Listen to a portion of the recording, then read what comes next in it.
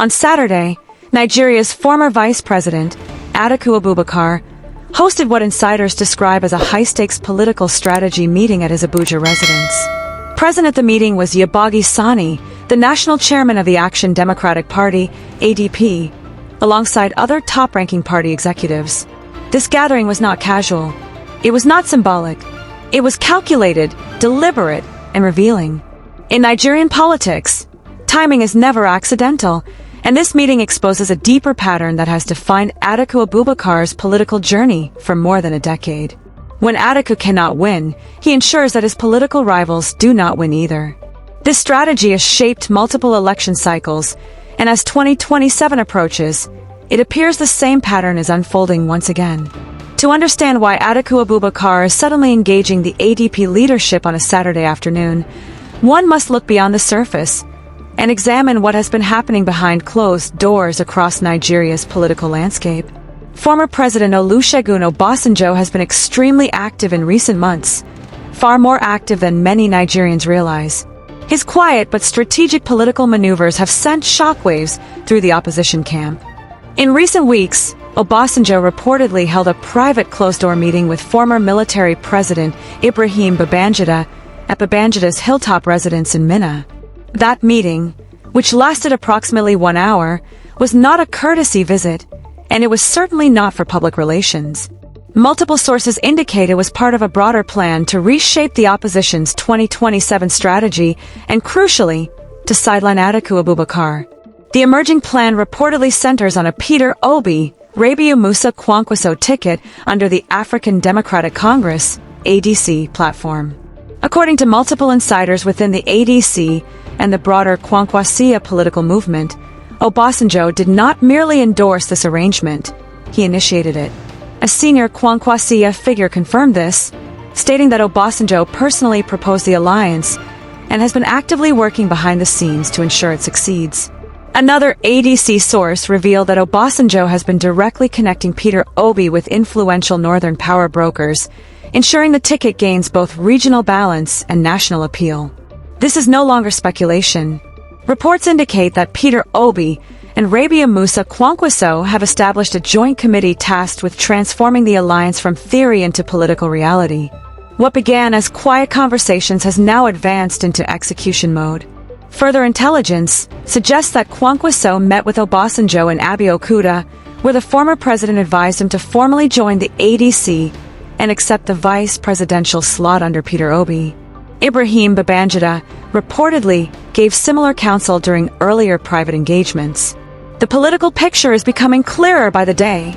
Obasanjo, who openly campaigned for Peter Obi in 2023, is orchestrating a North-South alliance designed to mount the strongest possible challenge to President Bola Ahmed Tinubu in 2027. And in this evolving political arrangement, there is no meaningful role for Atiku Abubakar. This reality explains Atiku's sudden outreach to the Action Democratic Party, ADP. The former vice president sees the writing on the wall. He recognizes that he is being pushed to the sidelines, politically marginalized by forces that once aligned with him. Atiku is not engaging the ADP because he believes in their ideological framework. He is not there because he suddenly sees them as the ideal platform for national transformation.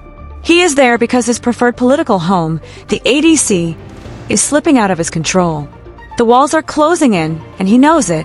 Although the ADP chairman publicly claimed that the meeting was not about forming alliances or recruiting high-profile politicians, Nigerians must read between the lines. Former vice presidents do not host emergency weekend meetings with party chairmen for abstract philosophical debates about democracy. These are strategic survival talks. This is Atiku Abubakar shopping for a backup platform, preparing a political lifeline in case he loses control of the ADC. Consider the sequence of events carefully.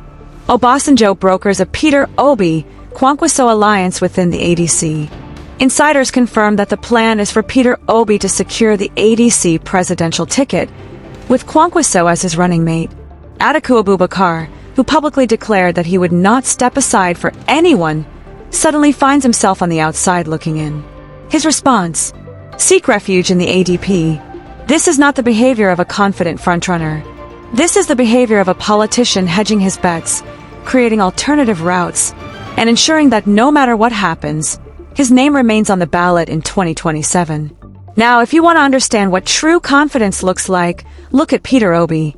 But before we continue, if you want us to continue delivering bold, fearless, and fact-driven political analysis, please like this video, subscribe to the channel, comment, and share. Your engagement helps us reach more Nigerians who deserve the truth. Now, let's continue. This Obasanjo-engineered arrangement explains something that has puzzled political observers for months: Peter Obi's unshakable confidence about the 2027 presidential election. When asked whether he would be on the ballot in 2027, Obi did not hedge. He did not dance around the question. He declared with certainty that he is contesting, that he has the capacity, and that within 4 years he can change Nigeria's trajectory for the better. This is not political guesswork. This is a man speaking with conviction and possibly inside knowledge. While many politicians equivocate and hide behind carefully crafted ambiguity, Peter Obi speaks with rare directness. At a recent rally in Abuja, he stated plainly, "I am contesting the election as number one. No maybes, no conditions, no hedging, just certainty." In December, he doubled down, stating he did not travel around the world to study governance only to become vice president, that he understands governance, has built businesses from scratch, and possesses more real-world experience than any other candidate, including the sitting president. When pressed by China television about rumors that he might become Atiku Abubakar's running mate, Obi dismissed the idea outright. He said no such discussion had ever taken place, and he issued a bold challenge. "Nobody contesting for president in 2027 is more qualified than me. If anyone thinks they are, let them face me in a live debate." Many dismissed this as political bravado. But with recent revelations about behind-the-scenes negotiations, Obi's confidence appears to be strategic, not speculative. He likely understood that Obasanjo was already working behind the scenes to secure him the ADC ticket, that Kwankwaso was open to the vice presidential slot, and that northern power brokers were being brought on board. Obi's insistence on running only as number one was not arrogance, it was assurance. The pieces were already moving. This also explains why Obi confidently offered to serve only one 4-year term if elected. That is not the language of a man uncertain about his political future. That is the language of a man who believes the path has already been cleared. And this reality explains Atiku Abubakar's growing panic. But here is the uncomfortable question Nigerians must ask. Does Atiku Abubakar actually want to win the presidency anymore? Or does he simply want to ensure that certain people do not win? At nearly 80 years old, after running for president 6 times and losing every single time, his odds of winning a national election are slimmer than ever. He lost to Muhammadu Buhari. He lost to Bola Ahmed Tinubu. His political base has weakened over time. Even members of his inner political circle have drifted away. Meanwhile, Peter Obi demonstrated in 2023 that he can mobilize young voters, dominate major urban centers including Lagos, and sweep an entire geopolitical zone. A Peter Obi, Kwankwaso ticket would combine Obi's strength in the south, north central, and youth demographic with Kwankwaso's dominance in the northwest and northeast, creating one of the most formidable opposition coalitions Nigeria has seen in decades. So why is Atiku not rallying behind this potentially winning coalition? Why is he engaging the ADP instead of strengthening the ADC alliance? The answer may be difficult to accept, but it is becoming increasingly clear. Atiku Abubakar does not want Peter Obi to become president of Nigeria. Whether driven by ego, legacy concerns, regional calculations, or political resentment, the effect remains the same. His actions risk splitting the opposition vote and handing victory to the APC once again. Some analysts even suggest that ethnic and regional calculations may be influencing his decisions, that certain northern political interests would rather see Tinubu remain in power than allow an Igbo candidate like Peter Obi to become president. This interpretation may sound harsh, but Atiku's actions have done little to disprove it. If Atiku truly wanted opposition unity, he would be strengthening the ADC coalition, not shopping for alternative platforms. His ADP meeting answers a lingering question. Will Atiku support Peter Obi if Obi wins the ADC ticket? The evidence suggests he will not. His refusal to step aside was not a casual remark, it was a declaration of intent. Instead of uniting behind a younger, stronger candidate, he is constructing a fallback platform to keep himself politically relevant, even if it weakens the opposition's chances. As the 2027 elections approach, Nigeria's opposition faces a critical test. Can they unite behind one strong candidate, or will personal ambition once again hand victory to the ruling party? Obasanjo appears to have learned from 2023.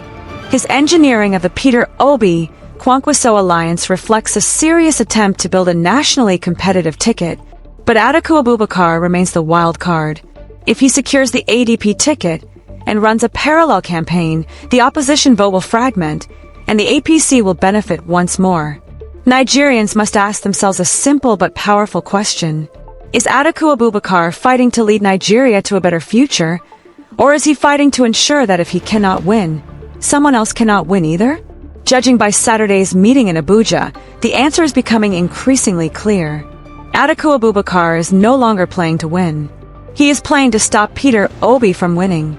And in Nigerian politics, that makes him one of the most dangerous kinds of spoilers, someone who would rather see the country stagnate than watch a rival succeed. The political chessboard is shifting.